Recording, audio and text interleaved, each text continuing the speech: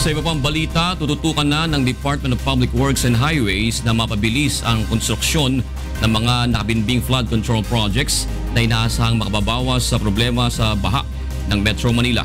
Narito ang hatol na balita ni Joan Nano. Dinodoble na ng Department of Public Works and Highways ang kanilang trabaho upang mas mapabilis ang konstruksyon ng lahat ng mga infrastructure projects sa ilalim ng Duterte administration.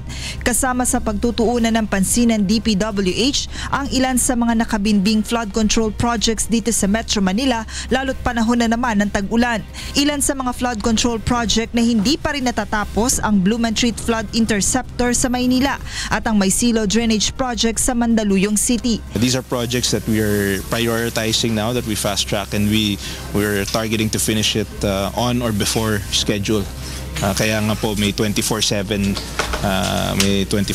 po ang DPWH. This is in line with the President's directive to speed up all projects so people can feel the effects sooner rather than later.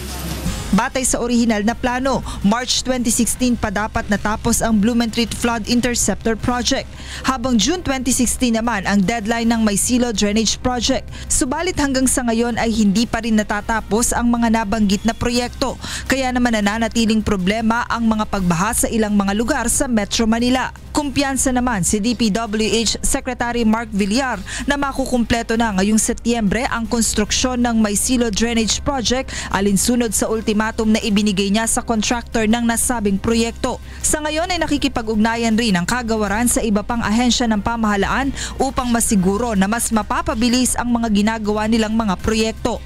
Be coordinating with everyone. We've begun coordination with the Department of Transportation.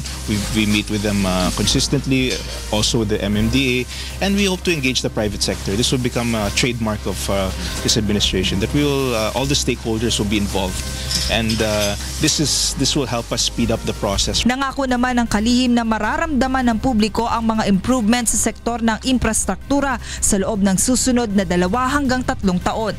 Joan Nano, UNTV News and Rescue, Pasay City.